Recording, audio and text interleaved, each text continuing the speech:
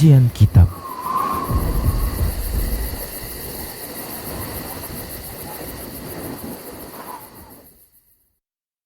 Bismillah. Assalamualaikum warahmatullahi wabarakatuh.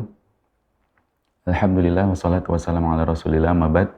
Para pemirsa Rasyad TV yang kami cintaikan Allah, kita kembali di program kajian kitab masih membahas tentang ayat-ayat Allah pada tubuh manusia, dan senang sekali kita sudah tersambung bersama guru kita Ustadz Abu Ihsan Al-Athari Hafizullah Ta'ala, yang insya Allah dalam beberapa waktu ke depan akan melanjutkan materi pembahasan kita terkait buku yang ditulis langsung oleh beliau, ayat-ayat Allah pada tubuh manusia. Dan kita sudah sampai ke pembahasan tentang peredaran darah manusia 24 jam. Dan ada 3 poin pembahasan kemarin yang sudah dibahas awal sama Ustadz di pertemuan terakhir. Ada jantung, darah, dan pembuluh darah. Kita akan melanjutkan pembahasan itu insya Allah bersama Ustadz Abu Ihsan Hafizullah Ta'ala. Silahkan Ustadz.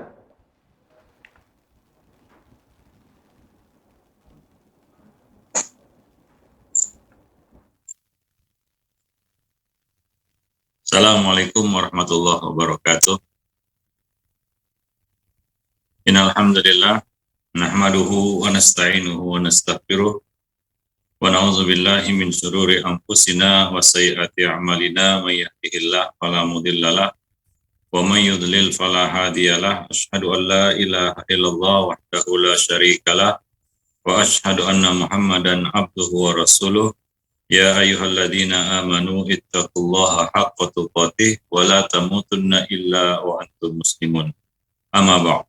Fa inna ahsanal kalami kalamullah wa khairal hadi Rasulillah sallallahu alaihi wasallam wa syarrul umur muhdatsatuha wa kullu muhdatsatin bid'ah wa kullu bid'atin dhalalah wa kullu dhalalatin finnar. Para pemirsa dan pendengar Rasyad TV yang dimuliakan Allah, kaum muslimin dan muslimat rahimani wa rahimakumullah. Alhamdulillah, segala puji hanyalah milik Allah Rabb semesta alam. Salawat dan salam atas Nabi kita Muhammad sallallahu alaihi wasallam, atas keluarga beliau, sahabat-sahabat beliau, dan umat beliau sampai hari kemudian. Para pemirsa dan pendengar yang dimuliakan Allah, kita masih melanjutkan pembahasan dari buku ayat-ayat Allah pada tubuh manusia, yang mana pada kesempatan kali ini kita melanjutkan pembahasan tentang jantung. Kemarin terakhir kita bahas hal-hal yang memberatkan kerja jantung, di antaranya adalah marah. Kondisi seorang itu marah, detak jantungnya akan bekerja lebih cepat, jantungnya akan bekerja lebih berat, bahkan tidak menutup kemungkinan marah ini bisa menyebabkan atau salah satu penyebab orang itu terkena serangan jantung. Dalam kondisi dia marah, sangat rentan terkena serangan jantung. Maka Nabi pernah berkata kepada seseorang yang minta pesan dan nasihat, yaitu Nabi berkata, jangan marah, dan jangan marah. Sampai 3 kali Nabi SAW berkata kepada orang tersebut, jangan marah, dan jangan marah. Nah, perawi hadis itu mengatakan bahwa di akhir hadis dia mengatakan, ketika aku mendengar pesan ini dari Nabi, aku mendapati, aku menemukan bahwa kemarahan itu adalah sumber dari segala keburukan. Bahwa menahan marah itu adalah sumber dari segala kebaikan. Nah, demikian Dan kita juga sudah bahas bagaimana kita bisa meredam amarah. Ada, dan yang pertama tentunya dengan berta'awuz, minta perlindungan kepada Allah Subhanahu wa taala dari gangguan setan, karena marah itu dari setan. Maka apabila seorang itu terpancing amarahnya, hendaknya dia cepat-cepat berta'awuz, minta perlindungan kepada Allah dari gangguan setan. Yang kedua, diam. Seperti pesan Nabi SAW kepada seseorang, Ya, wa idza ghadiba ahadukum falyaskut. Jika salah seorang dari kamu hendak marah, maka hendaknya dia diam. Ya, karena diam itu dapat meredakan amarahnya. Yang ketiga adalah merubah posisi. Ya, merubah posisi. Jika kita sedang berdiri, maka duduklah. Jika duduk, maka berbaringlah. Intinya adalah kita merubah posisi kita untuk meredakan gejolak amarah kita. Kemudian bisa dengan menyingkir, ya. Wa'arid anil jahilin. Biasanya membuat yang sering mancing-mancing amarah kita adalah orang jahil. Maka obatnya adalah i'rad, berpaling, meninggalkannya, ya. Meninggalkannya, tidak meladeninya dan meninggalkannya. Yang mungkin berikutnya yang kelima mungkin ya, kita ingat janji Allah atas siapa saja yang berhasil menahan emosi. Yaitu Allah menjanjikan bidadari ya, yang bebas kita pilih. Kemudian Allah Subhanahu wa taala mengawinkan kita dengan bidadari tersebut.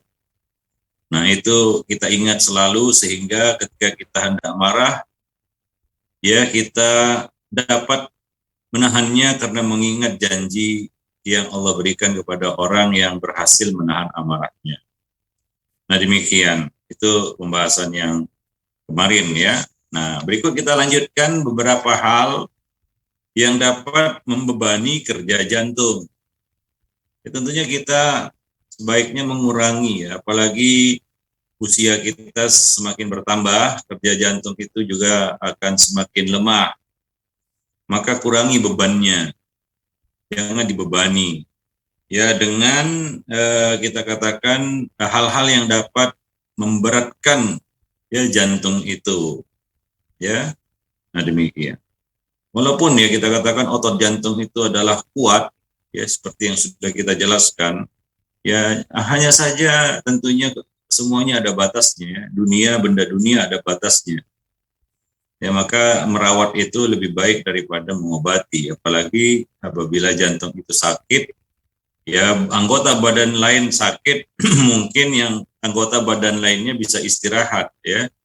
Tangan kita sakit, ya kaki nggak jadi masalah. Tapi kalau jantung sakit, semua badan akan jadi masalah. Maka Nabi mengatakan, ala inna fil jasadi mudghah idza salahat salahal jasadu kulluh wa idza fasadat fasadal jasadu kulluh. Ala wahyal qalb, yaitu jantung itu maksudnya. Ya, kalau tangan kita sakit, mungkin nggak begitu pengaruh kepada kaki. Ya, kalau telinga kita sakit, mungkin tidak pengaruh kepada mulut. Kalau mulut kita sakit, mungkin tidak pengaruh pada mata ataupun tangan, ya. Nah, tapi kalau jantung sakit, semua badan akan berdampak. Maka kalau dia baik, baik semuanya. Kalau dia rusak ataupun bermasalah, maka semua badan akan bermasalah.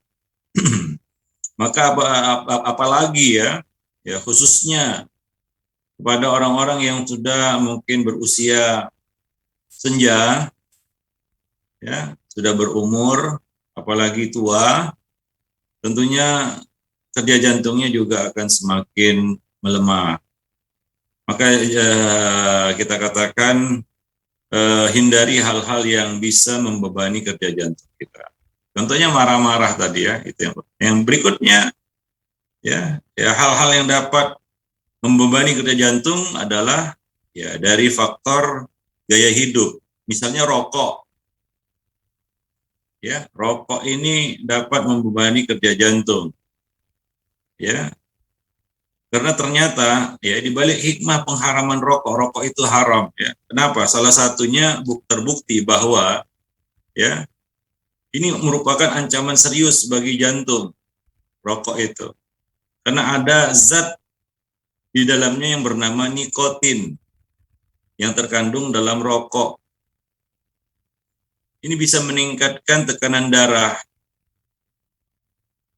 Kenapa tekanan darah itu meningkat, naik? Karena tercekik pembuluh darah itu dengan akibat nikotin tersebut. Maka perokok itu sangat rentan terkena serangan jantung.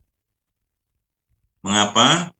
Karena zat nikotin itu mencekik pembuluh darah, sehingga akibatnya adalah tentu saja sudah pasti kerja jantung akan semakin berat. Ya, kerja jantung akan semakin berat karena semua badan ini meminta jantung agar memumpahkan darah ke bagian-bagian tersebut. Nah, semakin sempit pembuluh darah itu tercekik dia karena zat nikotin tadi, maka akan semakin berat. Ya, akan semakin berat jantung itu bekerja. Nah, pembuluh darah itu tercekik dikarenakan otot yang melingkarinya akan terangsang untuk berkontraksi akibat nikotin tadi. Nah, untuk melawan hambatan ini, jantung bekerja lebih keras sewaktu memompa darah. Ya, asal tahu saja bahwa satu batang rokok itu mempercepat denyut jantung dari 72 sampai di atas 80 denyutan per menit. Normalnya kan 72. Ya, tapi satu batang rokok itu, ya, denyut jantung itu bisa sampai di atas 80 per menit, yang normalnya 72. Itu akibat satu batang rokok.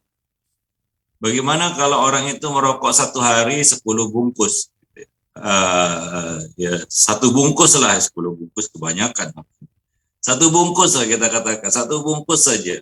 Nggak tahu berapa isinya itu. Ya. Nah, itu tentunya akan memberatkan kerja jantung. Ya, kadang-kadang kalau kita bicara kepada para perokok ini, kalau kita bicara dalil, mereka nggak dengerin. Ya, karena biasanya perokok pun berdalil dengan ya dalil mereka, seperti berkata, itu si fulan merokok nggak mati malah juara, kan begitu ya. Misalnya atlet merokok, wah dia juara merokok gitu ya. Kadang-kadang itu yang dijadikan sebagai dalil ya. Wah dia merokok nggak mati, sehat-sehat aja sampai sekarang, bahkan panjang umurnya, kan begitu. Nah itu dijadikan sebagai dalil ya oleh para perokok itu. Nah, dan mereka tentunya menutup mata terhadap banyak kasus, banyak orang, ya, banyak korban yang berjatuhan karena rokok. Ya biasalah ya. Nah, berdalil dengan hawa nafsu kan, contoh bentuk berdalil dengan hawa nafsu itu adalah mencari dalil-dalil yang cocok dengan hawa nafsunya saja. Yang nggak cocok, yang nggak dia sebutin lah. Ya, nah demikian. Kalau mau berimbang, ya orang yang menjadi korban rokok itu jauh lebih banyak. Nah demikian. Wallahu a'lam bishawab. Baik, ya. Nah jadi kadang-kadang kalau kita bicara tentang rokok, kita kadang-kadang ya nggak masuk dari sisi dalil, ya. Tapi kita masuk dari sisi ilmiahnya, kan begitu ya. Fakta yang berbicara hingga produsen rokok harus menulis itu di sampul rokoknya. Nah, perlu kesadaran itu dari para perokok supaya mereka berhenti itu dengan ilmu, ya. Bukan karena tren atau ikut-ikutan. Bagaimana mereka merokok juga karena ikut-ikutan. Para jemaah yang dimuliakan Allah, ya, para pemirsa dan pendengar Prasa TV yang dimuliakan Allah. Baik, ya. Nah, demikian. Ya banyak hal-hal yang ya sering juga kita singgung di sini ya, tentang ya kita katakan pengharaman rokok itu dari berbagai sisi kita soroti, ya. Bukan hanya dari sisi syariat saja, dari sisi lainnya juga kita soroti. Ya, para pendengar, pemirsa yang dimuliakan Allah. Baik, itu termasuk salah satu yang bisa mengurangi afwan, yang bisa memberatkan kerja jantung. Ya, akan membuat jantung itu semakin lemah, ya, semakin berat. Nah, kemudian yang kedua, faktor makanan. Ya. Ya, ada ungkapan yang berbunyi manusia mati karena makan, bukan karena nggak makan. Ya, tapi karena makan. Ya, bab makanan itu bab penting dalam kesehatan. Oleh karena itu di dalam Islam ada yang bernama fiqhul at'imah. Fiqhul at'imah.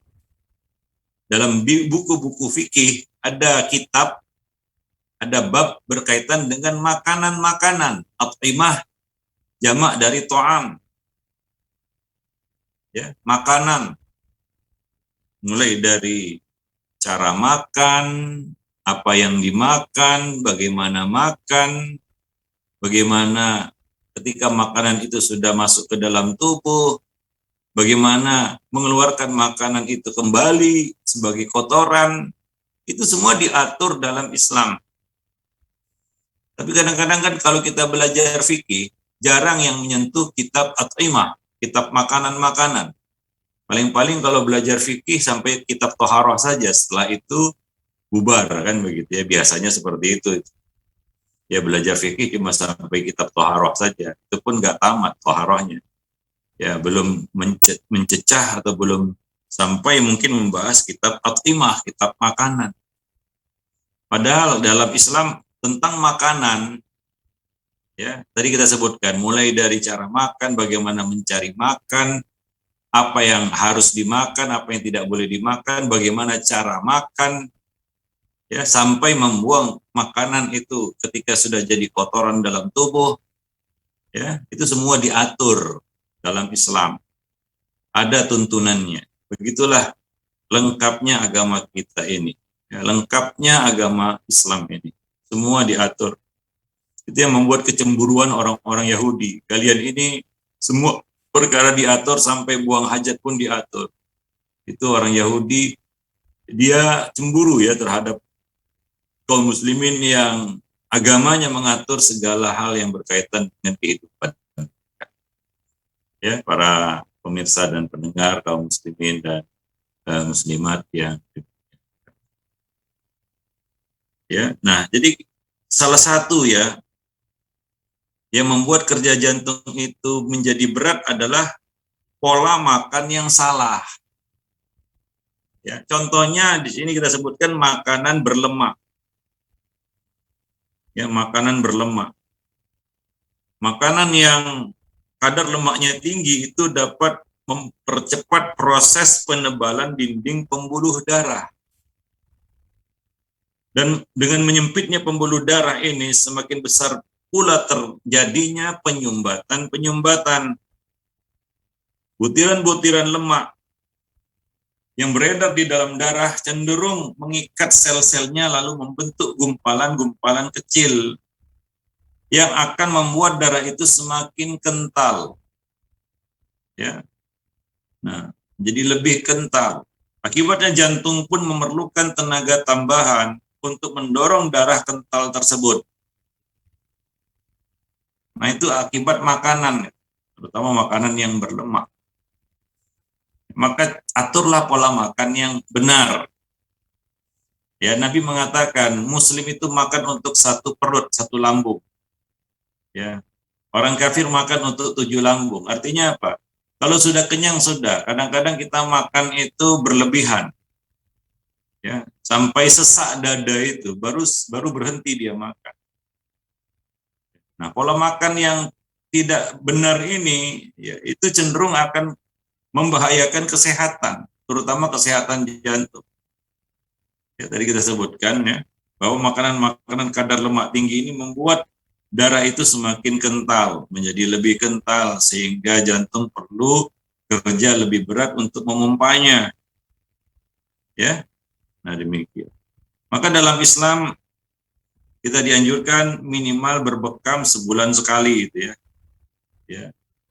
Berbekam sebulan sekali.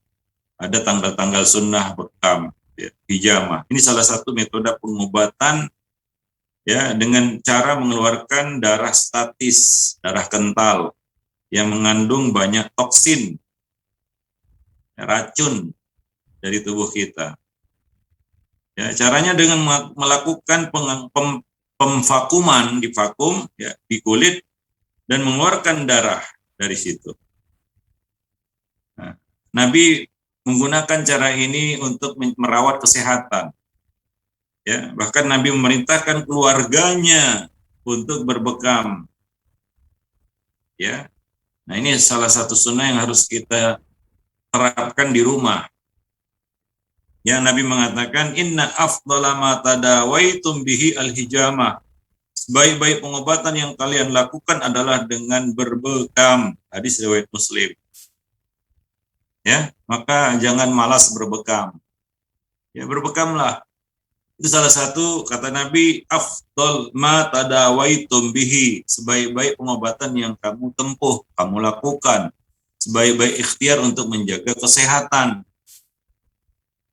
Ya, seperti hari ini ya, kita dihadapkan kepada satu krisis kesehatan karena masa pandemi. Ya, masa pandemi. Ya, beredarnya di tengah-tengah manusia virus ya corona, bahasa ilmiahnya COVID-19, yang kita tahu virus itu terus bermutasi, ada varian Delta, Lambda, Thera, dan lain-lain. Kita nggak tahu kapan pandemi ini akan berakhir. Manusia menempuh berbagai macam ikhtiar, ada yang 5M, 3M, pakai masker, jaga jarak, ya, cuci tangan, kan begitu ya. Ada yang sampai kepada kita katakan melakukan vaksinasi dan lain-lain sebagainya. Itu ikhtiar yang mereka lakukan. Ya, tapi ada satu ikhtiar yang mereka lupakan, yaitu pengobatan nabawi. Dalam hal pencegahan dan perawatan, maintenance badan kita, ada beberapa opsi yang Nabi lakukan dan Nabi anjurkan. Ya, contohnya mengkonsumsi habah sauda.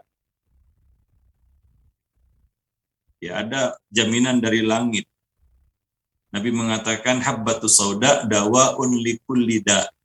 Hadisnya sahih. Habah sauda itu adalah obat dari segala penyakit. Obat dari segala penyakit itu habah sauda, kecuali 2 penyakit, yaitu mati dan pikun. Memang nggak ada obatnya itu. Selain itu, insya Allah, dengan keyakinan orang yang mengkonsumsinya, apabila dia meyakini hadis Nabi tersebut, bismillah, dia minum habah sauda tiap hari, insya Allah itu akan menjaga kesehatannya. Itu akan memulihkan staminanya, tubuhnya. Imunnya akan meningkat naik dengan itu. Apalagi dibarengi dengan keyakinan ya, karena berobat itu harus dengan keyakinan. Dari situlah sugesti itu akan datang. Sugesti itu kan bahasa ilmiahnya, bahasa agamanya iman. Kita harus punya iman di situ. Ya, bahwa kita minum ini dengan mengamalkan sunnah Nabi, mudah-mudahan kita dapat sehat dan sunnah. Insya Allah. Tapi coba lihat manusia sekarang ini, ketika muncul berita entah itu benar atau hoax, ya, wah susu beruang bisa menyembuhkan atau bisa melawan virus itu. Wah, manusia berbondong-bondong memborong semua yang ada di swalayan, ya, susu beruang yang ada di swalayan itu berebut-rebut orang membelinya. Vitamin ini, vitamin itu, dan lain sebagainya. Berebut-rebut. Mengimani betul hal itu. Dan sementara ini yang hadis Nabi ini yang sudah, ini tentunya wa ma yantiqu anil hawa in huwa illa wahyu yuha. Nabi tidak berucap dengan hawa nafsu. Enggak ada di situ kita katakan endorsan atau apalah gitu ya. Ini dari langit bahwasanya habah sauda itu obat dari segala penyakit. Ada kaum muslimin berebut-rebut beli habah sauda untuk menjaga imunitas tubuh mereka. Ada. Jangan-jangan hari ini manusia sudah krisis keimanan gitu, menghadapi pandemi begitu. Ya, itu salah satu opsi. Opsi yang berikutnya misalnya sebagai contoh air Zam-Zam. Berapa banyak di antara kita yang menyediakan stok air Zam-Zam di rumahnya? Nabi mengatakan ma'u Zam-Zam lima syuribalah. Itu khasiat air Zam-Zam. Ya. Air Zam-Zam itu tergantung niat orang yang meminumnya. Nah, ini kan kembali lagi dengan keyakinan gitu ya. Kita minum air Zam-Zam kan bukan seperti minum aqua begini ya. Satu botol gluk-gluk gitu ya. Mungkin cukup sedikit saja, tapi kita meniatkan ataupun kita berdoa ya sebelum minum air Zam-Zam itu. Karena kata Nabi, ini kata Nabi ya. Dan kita kan tahu hadis itu, apalagi yang sering umroh, bolak-balik umroh, tahulah itu. Bahwa air Zam-Zam tergantung niat orang yang meminumnya. Ya. Coba kita ikhtiarkan setiap hari, ya, setiap hari kita minum air Zam-Zam. Gitu. Kalau ada stoknya di rumah ya, minum air Zam-Zam gitu. Dan berdoa kepada Allah, minta perlindungan. Kalau sakit minta kesembuhan. Ya, Bismillah, minum. Insya Allah itu kan ikhtiar juga. Nggak kalah hebatnya dengan ikhtiar yang 3M itu, 5M itu, vaksinasi, dan lain-lain sebagainya. Kan nggak kalah hebat sebenarnya. Bahkan ini lebih hebat. Salah satunya bekam. Beberapa opsi-opsi pengobatan, perawatan yang ya diajarkan Nabi kepada kita. Tapi kenapa kaum muslimin hari ini kurang yakin? Kurang yakin ya dengan kita katakan opsi-opsi pengobatan nabawi ini untuk menghadapi ya krisis kesehatan hari ini. Ya, kalau kita kasih list, apakah salah list ini? Misalnya saya kasih list lah ya. Ikhtiar untuk mendapatkan sehat. 1, doa. 2, mengkonsumsi habas soda tiap hari. 3, makan korma 7 butir. 4 misalnya ya, minum air Zam-Zam.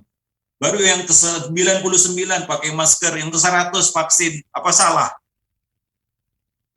Kita tidak menafikan pakai masker, kita juga keluar pakai masker. Kita tidak anti vaksin, tidak. Tapi salahkah misalnya ada seorang muslim meyakini, lebih yakin lagi dengan pengobatan ala nabawi ini daripada pengobatan-pengobatan modern?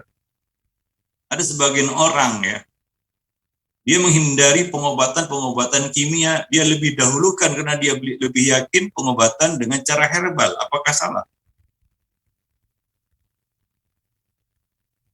Karena pengobatan itu berkeyakinan erat dengan pengobatan itu berkaitan erat dengan keyakinan. Karena kita muslim, kita yakin yang menyembuhkan itu Allah. Bahwa kesembuhan itu datangnya dari Allah. Kalau Allah tidak kasih kita sehat, enggak sehat. Kalau Allah kasih kita sakit, sakit. Bagaimanapun ikhtiar yang kita lakukan. Makanya di sini kita bukan menafikan ikhtiar. Bahkan kita harus berikhtiar. Itulah ikhtiar yang ditawarkan Nabi, pengobatan nabawi namanya. Yang sekarang ini mungkin sudah dilupakan oleh banyak orang atau nggak yakin. Masalahnya nggak yakin dia. Para jemaah yang dimuliakan Allah. Ya, contohnya bekam ini salah satu ya kita katakan sederhana ya. Cara yang dilakukan Nabi. Ya. Demikian. Wallahu a'lam. Dan Nabi itu juga tidak menafikan pengobatan-pengobatan yang ada pada masa itu. Memang ada beberapa jenis pengobatan yang dilarang, misalnya berobat dengan cara yang haram, dengan bahan yang haram, dengan benda yang haram, misalnya berobat dengan khamar, itu dilarang. Tapi ada banyak di zaman Nabi pengobatan-pengobatan lain. Tapi ini adalah bentuk-bentuk pengobatan yang dipilih Nabi. Nabi tentunya memilih dengan bimbingan wahyu. Apalagi di sana ada hal-hal yang ya kita katakan sifatnya itu gaib. Seperti misalnya tadi ya, air Zam-Zam tergantung orang yang meminumnya, niat orang yang meminumnya. Kalau sudah bicara doa ya itu kekuatan langit lah itu. Ya, para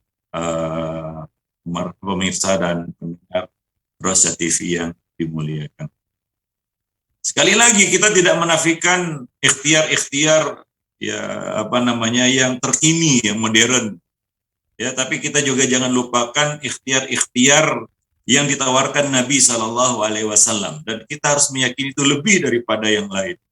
Karena itu ada jaminan dari langit. Sekali lagi saya katakan semua bentuk pengobatan itu berkaitan dengan keyakinan orang yang berobat itu kepada obatnya. Dan juga dalam Islam kita diajarkan bahwa kita harus meyakini kesembuhan itu dari Allah. Wa idza maridtu fahuwa yashfin. Jika aku sakit maka dialah yang menyembuhkan. Yaitu siapa dia? Allah Subhanahu wa taala. Mungkin kita pernah dengar hadis yang berbunyi la adwa wala tiyarata. Tidak ada penularan dan tidak ada tatayur. Artinya tidak boleh meyakini bahwa penyakit itu menular dengan sendirinya. Ya, itu keyakinan Arab jahiliyah bahwasanya penyakit itu menular dengan sendirinya. Maka keyakinan itu ya dibantah dengan turunnya Islam dan Nabi mengajarkan seorang muslim meyakini bahwa penyakit itu tidak menular dengan sendirinya. Tapi dengan izin Allah Subhanahu wa taala. Ya, dengan izin Allah Subhanahu wa taala. Nah, maka Nabi mengatakan la adwa, tidak ada penularan kecuali dengan izin Allah Subhanahu wa taala. Kalau penyakit itu menular itu dengan izin Allah Subhanahu wa taala. Kalau dia tidak menular itu juga dengan izin Allah Subhanahu wa taala. Nah, demikian. Itu yang harus diyakini oleh seorang muslim. Ya, para pemirsa dan pendengar Rosyad TV yang dimuliakan. Baik. Nah, kemudian ya tentu saja ya, keyakinan itu harus dibangun ya di atas ilmu. Ya, maka ya kita katakan banyak ulama yang berbicara tentang ya masalah pengobatan. Di antaranya Ibnul Qayyim ya. Nah, kadang-kadang manusia lupa bahwa hidup kita di dunia ini itu ada dua unsur. Ya. Unsur pertama unsur jasmani. Yang kedua adalah unsur rohani. Kadang-kadang kita lupa unsur rohani. Kita hanya terfokus kepada unsur jasmani saja. Padahal manusia tidak hidup dengan jasmaninya saja. Manusia hidup juga dengan rohaninya. Ya. Manusia begitu cemas ketika jasmaninya terserang sakit atau sakit. Tapi manusia tidak peduli ketika rohaninya kering kerontang, kosong, bahkan ya, mati sudah. Ya, nah demikian. Ya, maka ini yang perlu kita ketahui ya berkaitan dengan bagaimanalah seorang ya Muslim itu ya memahami dan menyadari, ya, mengetahui bahwasanya Islam ini adalah jawaban dari semua masalah yang dihadapi oleh manusia.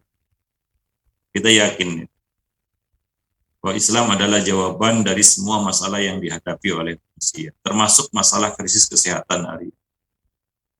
Jawabannya adalah Islam. Kembali kepada Islam, kembali kepada tuntunan hidup yang diajarkan di dalam Islam, itu adalah jawabannya. Dan Allah telah tunjukkan bahwa yang lainnya itu bukan menjadi jawaban atas krisis kesehatan hari ini. Ya, nah apabila seorang muslim itu kembali kepada ajaran agamanya, hidup dengan tuntunan agama, ya, insya Allah tidak menghendaki kita sakit, ya. Karena kita yakin yang menciptakan virus ini Allah, dan Allah menurunkan agama, yaitu Islam. Maka kita muslim, kita hidup dengan keyakinan adanya Tuhan. Kita hidup dengan agama yang Allah turunkan, itu muslim. Ya, para jemaah yang dimuliakan Allah, itu muslim. Maka dia yakin agama ini adalah agama yang untuk sepanjang zaman sampai hari kiamat, yang dia bisa menjawab semua masalah yang dihadapi oleh manusia. Ya, maka coba. Ya, kita ada nulis buku yang judulnya Panduan Amal Sehari Semalam. Ya, di situ kita jelaskan bagaimana hidup seorang muslim itu ditata, mulai dia dari bangun tidur sampai tidur lagi. Ditata sedemikian rupa, ada sholat 5 waktu. Sholat 5 waktu ada wudhu, di dalam wudhu ada istinsar kumur-kumur, membersihkan wajah, membersihkan tangan, mencuci kaki. Ya. Kemudian ada disiplin waktu, sholat 5 waktu. Ya, bahkan cara istirahat sehari semalam saja diatur. Ada tidur siang. Ya, ada sunnah tidur siang. Nabi mengatakan kilu fa inna syayatina la taqilu. Tidur siang kamu karena setan tidak tidur siang. Ya, kalau kita mengamalkan ya sunnah yang sederhana ini saja tiap hari, insya Allah sehat, insya Allah. Ya, jantung itu akan terbantu ketika kita mengamalkan sunnah yang bernama tidur siang, walaupun sebentar. Kita rasakan segarnya badan kita. Di dalam Islam makruh ngobrol setelah sholat isya. Kalau nggak ada kepentingan yang mendesak, aktivitas yang terbaik setelah sholat isya adalah tidur cepat. Sekarang kan baru terbukti bahwa tidur cepat itu dapat kita akan meningkatkan imunitas, yang meningkatkan stamina baik untuk kesehatan dan lain-lain. Padahal dalam Islam lebih dulu itu. Makruh hukumnya ngobrol sudah isya, samar ba'dal isya. Yang paling bagus aktivitas setelah isya, kalau nggak ada aktivitas lagi adalah tidur. Itu yang terbaik. Supaya kita bisa bangun cepat. Waktu yang paling baik adalah sepertiga akhir malam. Allah turun ke langit dunia, waktu yang tepat untuk berdoa, dan adalah waktu yang tepat untuk bangun dari tidur. Kalau itu aja kita amalkan tiap hari, mudah-mudahan lah. Ya, yang namanya kesehatan itu dari kesembuhan dari Allah, kesehatan dari Allah, hidup pun dari Allah, mati pun dari Allah Subhanahu wa taala. Nah, Muslim itu hidup dengan keyakinan seperti itu, karena dia ada agama. Kita bukan umat yang nggak ada agama. Ya. Ingat sekali lagi, kita tidak menafikan ikhtiar-ikhtiar yang sifatnya berbau modern, sains, ilmu pengetahuan, tidak. Kita tidak menafikan itu. Saya pribadi kalau sakit lebih mengutamakan pengobatan herbal, walaupun saya juga kadang-kadang pakai obat-obatan kimia, tapi itu tidak prioritas. Ya, dan kita meyakini, ya, kita katakan misalnya berobat dengan air zam-zam, habas sauda dan lain-lain sebagainya. Kita yakin itu. Nah demikian. Wallahu a'lam bishawab. Termasuk yang kita bicarakan ini karena kita bicarakan hijamah dan dia berbekam. Orang itu ya dia rutin berbekam tiap bulan, datang tanggal-tanggal sunnah ya, kita rasa bekam-bekam itu tahu tanggal-tanggal sunnah kan begitu ya. Nah, mudah-mudahan insya Allah itu kata Nabi, ini kata Nabi sebaik-baik pengobatan yang kalian lakukan. Baik-baik, innama afdala ma tadawaitum bihi. Sebaik-baik pengobatan yang kamu lakukan adalah al-hijamah. Yakin nggak dengan hadis ini? Ya, nah demikian. Wallahu a'lam bishawab. Baik. Dan salah satunya ya mengeluarkan toksin-toksin, racun-racun dari tubuh kita yang bercampur pada darah akibat makanan-makanan yang kita konsumsi. Ya, maka ya aturlah ya pola makan yang baik dan gaya makan juga. Ya, nah demikian. Wallahu a'lam bishawab. Kemudian yang berikutnya yang dapat membebani kerja jantung adalah stres. Nah, kalau kita bicara stres, itu berkaitan dengan informasi yang masuk ke telinga kita. Semakin banyak informasi-informasi busuk atau imbus yang masuk ke telinga kita, maka itu akan meningkatkan stres seseorang. Maka sekarang ini di zaman pandemi ini banyak orang stres. Kenapa? Karena tiap hari dia baca berita di medsos, informasi-informasi yang kadang-kadang hoax, membuat dia terombang-ambing. Kadang-kadang meyakini ini, kadang-kadang meyakini itu, dan nggak jelas. Ya, informasi-informasi yang nggak tahu dari mana datangnya, itu yang diimaninya. Maka obatnya baca Quran, baca buku-buku agama, informasi-informasi langit yang menenangkan hati kita, ya menambah ilmu kita, ya membuang toksin-toksin dalam kepala kita, pikiran kita itu banyak toksinnya, racunnya itu. Akibat informasi sana sini yang kita dengar. Informasi yang terdengar itu, yang terbaca itu tidak hilang begitu saja. Tidak hilang begitu saja. Dia akan nyantol di kepala kita. Nah, itu perlu dibersihkan dengan ya, maka perbanyaklah aktivitas membaca. Itulah hikmah, salah satu hikmah ya Allah menurunkan ayat pertama itu Iqra, bacalah. Bukan tanpa faidah itu. Karena terbukti ya proses membaca, kegiatan aktivitas membaca, terutama baca Quran, apalagi dengan tadabbur dan baca-baca buku agama, itu meningkatkan kejernihan berpikir, menaikkan intelektualitas kita, iman kita juga bertambah. Kalau iman bertambah, iman itu ikut dia. Ya, nggak usah bicara imun. Kalau iman kita bertambah, insya Allah imun itu mengikuti iman. Ya, karena seorang muslim misalnya, dia diajarkan untuk selalu menjaga prasangka baiknya kepada Allah. Itu bagian iman yang terpenting. Menjaga prasangka baik kepada Allah Subhanahu wa Ta'ala. Karena takdir itu ada dua, ada baik, ada buruk. Apapun yang terjadi, seorang muslim tetap harus menjaga, wajib menjaga baik sangkanya kepada Allah Subhanahu wa Ta'ala. Maka kalau kita bicara stres itu kaitannya dengan informasi yang masuk ke dalam pikiran kita, kepala kita. Banyak racunnya, maka bersihkanlah dengan aktivitas membaca, baca buku, ya, baca Quran, baca buku, ya insya Allah stres itu akan hilang itu. Tapi kalau tiap hari baca medsos, buka status WA, buka Insta, buka FB, ya, takut ketinggalan berita, ya wajarlah kalau stres. Ya, nah, demikian takut ketinggalan berita, ya, dan sejenisnya itu akan kena sindrom dia.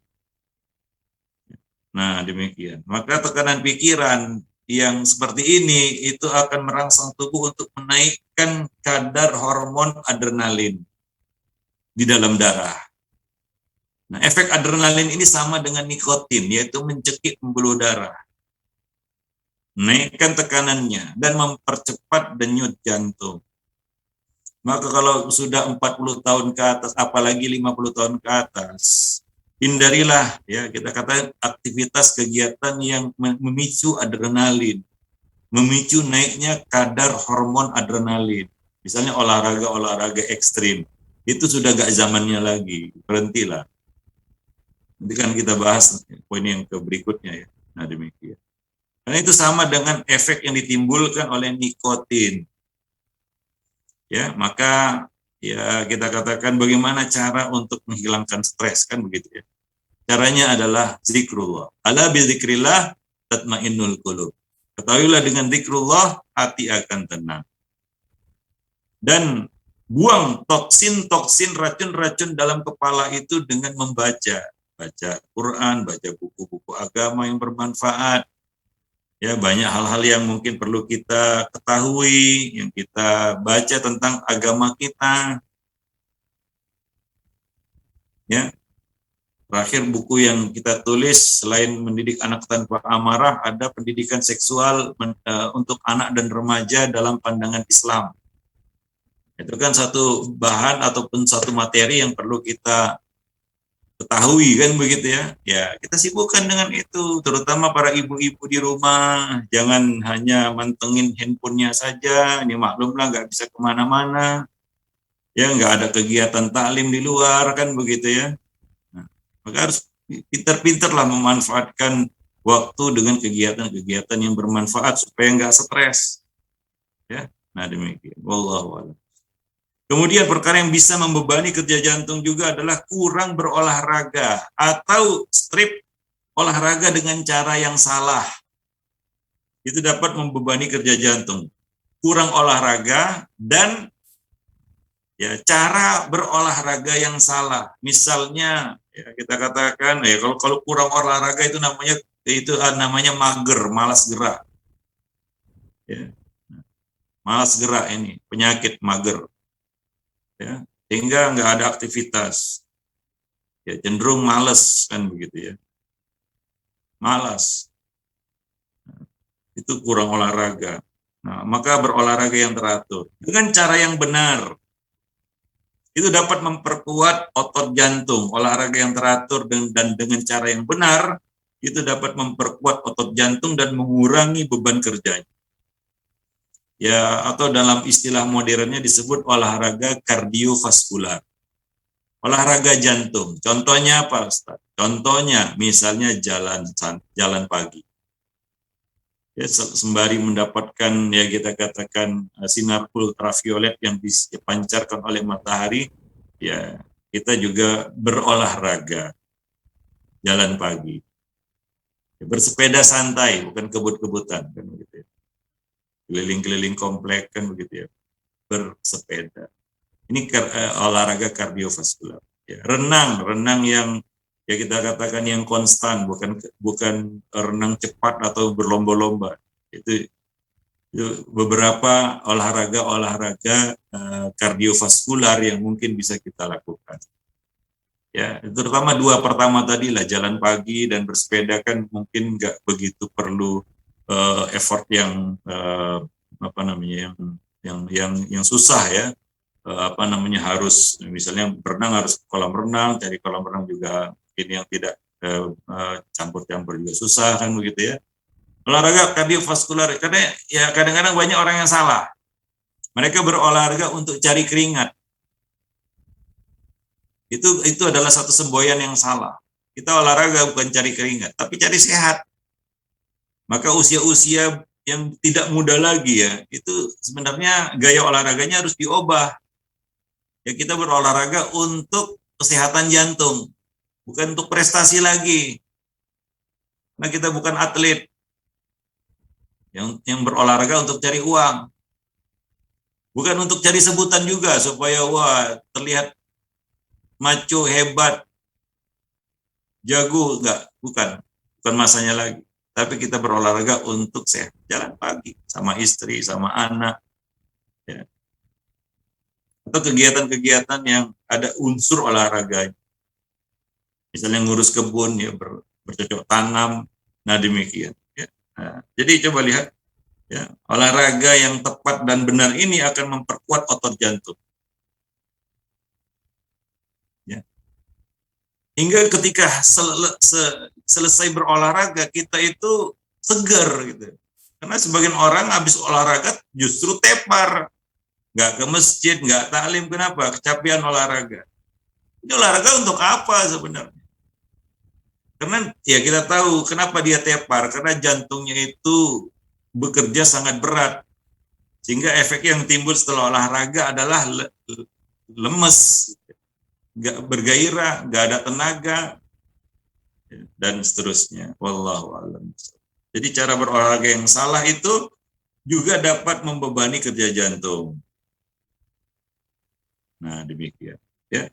Dan olahraga yang benar, teratur dan benar itu akan mengurangi beban kerja jantung. Contohnya, kalau tadinya jantung kita berdenyut 80 kali per menit, setelah berolahraga dengan cara yang benar dan teratur ini akan turun menjadi 70 kali, ya sudah normal kembali. Kan begitu ya, dalam 1 menit. Nah, maka kita telah berhemat 10 kali denyutan ya dengan olahraga kardiovaskular itu. Ya. Nah, maka obat ya, salah satu obat ya supaya kita sembuh dari penyakit malas, berdoalah. Ya, doa pagi dan sore yang kita baca adalah Allahumma inni a'udzubika minal kasal. Ya Allah, aku minta kepada aku dari kemalasan. Hadis riwayat Muslim. Ya, maka jangan malas, karena malas itu sumber penyakit juga. Banyak penyakit karena gaya hidup yang malas, malas-malasan, kurang gerak, kurang berolahraga. Ya, para pemirsa dan pendengar Rosa TV yang dimuliakan. Ya, kemudian yang terakhir di sini berat badan yang berlebihan. Ini akumulasi berat badannya, cara makan yang salah, ya kurang berolahraga, ya. Nah, dan ya kita katakan itu akumulasi dari gaya hidup dan pola makan yang salah, sehingga orang itu mungkin naik berat badannya berlebihan. Karena pada setiap kilogram lemak tambahan dalam tubuh, ya terdapat pula 600 kilometer pembuluh darah tambahan. Supaya kita ketahui saja ya, setiap kilogram lemak tambahan dalam tubuh, lemak tambahan, setiap 1 kilogram lemak tambahan dalam tubuh, terdapat 600 kilometer pembuluh darah tambahan. Maka ya salah satu cara kita ya, karena kan ada zaman modern ya, ada timbangan, bahkan ada timbangan digital ya. Maka salah satu cara untuk merawat kesehatan adalah kita mengetahui berat badan ideal. Dan naik 1 kilo itu bukan perkara yang sederhana sebenarnya, bukan perkara yang remeh sebenarnya. Bertambah 1 kilo itu. Karena dengan bertambah 1 kilo, apalagi yang bertambah itu adalah lemak, itu akan menambah panjang pembuluh darah lebih kurang 600 km. 600 km. Dan ini menjadi beban tambahan bagi jantung yang sedang bekerja keras. Maka dari itu kurangi berat badan secara tepat. Jangan berlebihan makan dan jangan berlebihan minum. Allah mengatakan, kulu wasrobu, silakan makan, silakan minum. Tapi ingat, ayat itu tidak titik sampai di situ. Ada lanjutannya. Lanjutannya apa? Wala tusrifu, jangan berlebih-lebih. Karena Allah tidak menyukai orang-orang yang berlebih-lebihan. Allah tidak menyukai orang-orang yang berlebih-lebihan. Surat Al-A'raf ayat 31. Wa kulu washrabu wa la tusrifu. Innahu la yuhibbul musrifin. Ya, ini ayat kesehatan ini. Ya. Allah mempersilakan kita makan dan minum, tapi jangan berlebihan. Tapi tadi ya kita sudah sebutkan, seorang muslim itu makan untuk 1 lambung. Orang kafir makan untuk 7 lambung. Ya. Nah, maka dengan itu ya, kita dapat menjaga stabilitas tubuh kita, terutama berat badan itu stabil. Ada namanya berat badan ideal. Nah, itu kita harus tahu. Ya, tinggi berapa, berat badan yang ideal itu berapa, kan ada ukurannya. Misalnya tinggi 165, berat badan ideal itu 65-an, 63, 64, 65. Kira-kira demikian. Ya. Jadi tidak berlebihan. Ini tinggi badan 165. Berat berapa? 165 juga. Itu kan bagaimana gemuknya itu. Bagaimana gendutnya itu. Nah, demikian. Wallahu a'lam bishawab. Tapi itulah beberapa hal yang bisa membebani kerja jantung kita, yang tentunya sayangilah jantung Anda, itu adalah semboyan yang kita lihat di mana-mana, kan begitu ya. Ya, tadi ya kita katakan yang perlu kita perhatikan gaya hidup, pola makan, pola istirahat, ya, dan ya kita katakan kondisi pikiran. Itu 5 hal yang sangat mempengaruhi kerja jantung seseorang. Wallahu a'lam bishawab. Nah, demikian saja, mudah-mudahan bermanfaat bagi kita semua. Lebih dan kurang saya mohon maaf. Ya, kita katakan pembahasan berikutnya nanti adalah ginjal ya. Ini masih kaitannya dengan darah. Ginjal ini fungsinya adalah menyaring darah ya dengan sangat akurat. Itu ginjal. Menyaring, penyaring. Kalau hati itu penawar racun yang di dalam darah dalam hitungan detik. Itu hati. Nah, ginjal hati ini adalah organ penting dalam tubuh. Nanti kan kita bahas ya. Apa itu ginjal? Kenapa dia harus ada dalam tubuh? Apa itu hati? Apa fungsinya di dalam tubuh? Ya. Hati di sini kalau bahasa ilmiahnya liver ya, liver. Ya, bukan hati jantung, bukan ya. Hati di sini adalah liver, atau dalam bahasa Arabnya kabid. Ya. Nah, demikian. Allahu a'lam. Baik, itu saja mungkin. Subhanakallah bihamdik, asyhadu an la ilaha illa anta, astaghfiruka.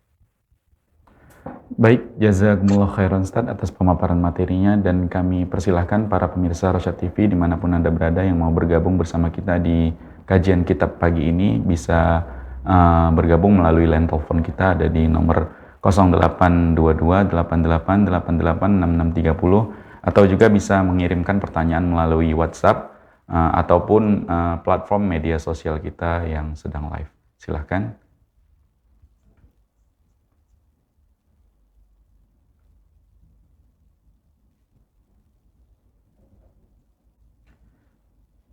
Baik Ustadz, mungkin dari kita Ustadz, terkait jantung kan Ustadz, seperti yang Ustadz bilang bahwasanya ini kalau bahas hati gitu ya Ustadz, ini tempatnya juga ketenangan kita gitu kan. Banyak orang yang mengambil cara untuk menenangkan hatinya atau menenangkan jantungnya itu dengan cara-cara misalnya mendengarkan musik gitu Ustadz, atau dengan pola-pola hidup atau gaya hidup yang mungkin juga kita ketahui pasti menyalahi agama, misalnya sampai memakai narkoba, itu kan semua mereka dilakukan karena ingin menenangkan hati tadi gitu Ustaz. Ini gimana Ustaz? Silakan Ustaz. Ya, kalau kita bicara musik sama seperti narkoba ya. Efek yang ditimbulkannya mungkin sesaat. Kelihatannya tenang, seperti orang pakai narkoba, sesaat kelihatannya tenang. Tapi setelah itu kemudian ya mungkin kegalauannya akan bertambah. Karena itu ternyata bukan solusi kan gitu ya. Efek yang ditimbulkannya setelah itu akan semakin berat. Nah demikian.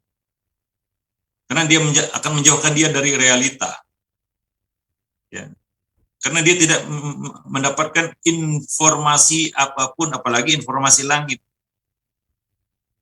Kalau narkoba jelas itu mempengaruhi ya kita katakan sistem peredaran darahnya. Ya, rokok aja mencekik pembuluh darah, apalagi narkoba. Memang menimbulkan ya, sementara ya, efek kejut ya, hingga seolah-olah ya tubuh itu kita katakan terdongkrak kita katakan semangatnya begitu ya. Karena jantung bekerja lebih keras. Tapi setelah itu apa? Tepar dia, hancur. Ya, demikian juga alkohol misalnya. Kelihatannya orang minum alkohol tenang gitu. Habis itu hancur dia. Nah, sama juga dengan musik. Ya, mungkin saat dia dengar musik kelihatannya tenang, tapi setelah itu apa? Apakah itu bisa mengusir masalahnya? Enggak. Dan enggak ada informasi yang dia dapat, apapun yang dia dapatkan. Apalagi musik itu mengandung unsur yang buruk, negatif gitu. Itu misalnya syair-syairnya itu yang kita katakan memancing untuk ya kejahatan atau keburukan. Nah, ini lebih parah lagi sebenarnya. Ya, itu bukan jalan keluar dari masalah yang dihadapi oleh manusia. Maka kembali kepada agama. Ya, orang itu zikrullah. Karena di dalam zikrullah itu ada informasi penting yang harus dia ketahui. Coba lihat zikir-zikir yang diajarkan Nabi. Penyerahan diri kepada pencipta. Karena semuanya akan kembali ke situ. Semuanya akan kembali kepada kun fayakun, kan begitu ya.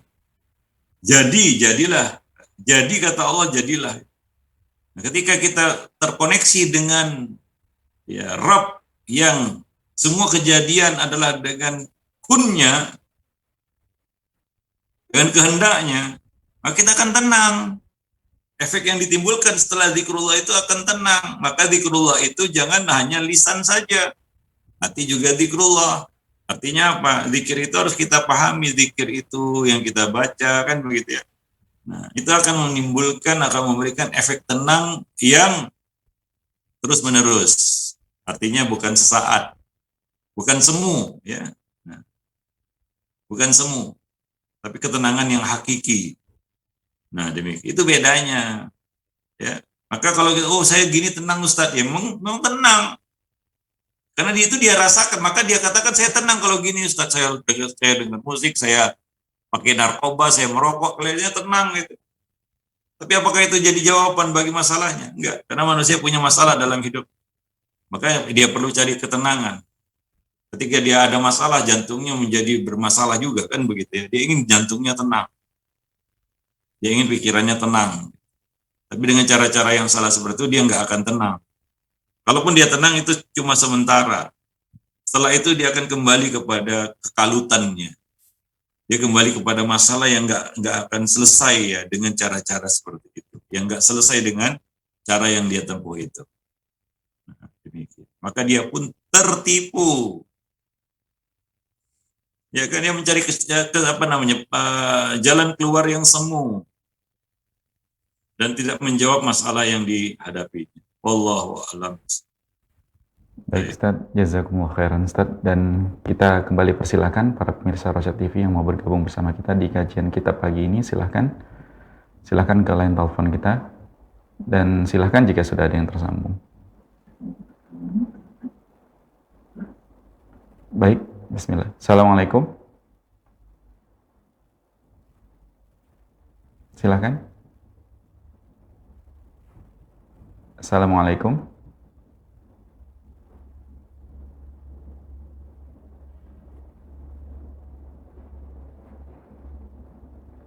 Silakan. Masih tersambung? Baik, mungkin ada gangguan jaringan dan kita ke pertanyaan yang lain dulu. Ini sudah ada pertanyaan yang masuk ke WhatsApp kita. Assalamualaikum warahmatullahi wabarakatuh. Semoga Ustadz senantiasa dalam penjagaan Allah Jalla wa'ala. Bagaimana penjelasan banyak makan bisa membuat hati mati? Syukron jazakumullah khairan. Silakan Ustadz. Iya, ya tentu saja. Banyak tertawa, banyak makan, ya sesuatu yang kebanyakan, yang berlebihan itu tidak baik. Ya, itu sudah menjadi satu kaedah sebenarnya. Yang berlebihan itu tidak baik. Ya, nah, maka ya tentunya aktivitas yang ya kita katakan yang banyak sekali kita lakukan atau cenderung berlebihan, maka pikiran kita, konsentrasi kita, fokus kita pasti lebih kepada perkara itu. Orang yang banyak makan, artinya apa? Banyak pikirannya pasti berkaitan dengan makanan. Artinya, hal-hal lain itu akan luput darinya. Nggak dia pikirkan lagi, yang dia pikirkan makan saja. Kenapa? Karena dia banyak makan. Hingga hatinya itu terkait dengan makanan saja. Ini yang membuat hati itu mati. Ya, karena yang dipikirin hanya makan dan makan. Ya, seolah-olah nggak ada hal tempat lain di dalam pikirannya selain makanan. Nah, inilah dia akan menyebabkan hatinya itu mati. Ya. Nah, di samping itu, ya tentunya orang yang banyak makan biasanya ini ya cenderungnya malas, ya, karena efek yang ditimbulkan dari makanan itu adalah malas. Kenapa? Jantung itu juga bekerja lebih berat ketika kita terlalu banyak makan, berlebihan ya. Maka yang kepayahan itu jantung sebenarnya. Yang enak itu mulut, yang payah itu perut, kan begitu. Itu kalau banyak makan, enak di mulut, nggak enak di perut. Ada mual-mual lah, sudah mules lah setelah itu, kan begitu ya. Ada kadang-kadang saking kenyangnya mendesak ke jantungnya, sehingga dia susah bernafas. Jantung pun bekerja lebih berat. Oleh karena itu wajar kalau kita kebanyakan makan, efek yang muncul adalah ngantuk. Ya, ngantuk, ya, dan malas. Ya tentunya ini akan kita katakan mematikan hati kita. Lama-lama hati itu mati, kan begitu ya. Nah, kalau orang malas kan malas berpikir juga. Ada orang malas rajin berpikir, enggak. Ya malas itu artinya dia apa? Kurang berpikir. Kurang berpikir itu sama dengan kurang tadabur. Enggak mau tadabur dia. Apalagi baca. Ya, baca Quran, baca buku-buku agama, itu malas dia. Karena malas berpikir. Ya, nah ini yang menyebabkan hati itu lama-lama mati. Ya, nah demikian, karena nggak terisi dengan apapun. Yang terisi adalah apa yang aku makan nanti sejam kemudian, 2 jam kemudian. Buru-buru apa yang aku makan besok ya. Itu masih mending lah apa yang aku makan besok. Ini ada orang apa yang aku makan 3 jam berikutnya, apa yang aku makan 2 jam berikutnya. Itu aja yang ada di dalam benaknya. Apa nggak mati hatinya? Wallahu a'lam bishawab. Baik. Nah, Mas, mungkin sampai di sini dulu ya, karena waktu kita agak terbatas untuk hari ini. Ya, lebih dan kurang saya mohon maaf. Aku lu qauli hadza, astagfirullah li wa lakum lisa'iril muslimin, innahu huwal ghafurur. baik Ustadz, jazakumullah khairan Ustadz atas penjelasan, bimbingan dan arahannya, dan para pemirsa Rosyad TV yang kami cintai karena Allah, kami mohon maaf jika belum semua pertanyaan bisa kita pertanyakan kembali ke Ustadz. Insya Allah kita akan buka kesempatan di pertemuan selanjutnya, insya Allah. Dan dengan demikian berakhir sudah kajian kitab kita pagi ini di pembahasan tentang ayat-ayat Allah pada tubuh manusia.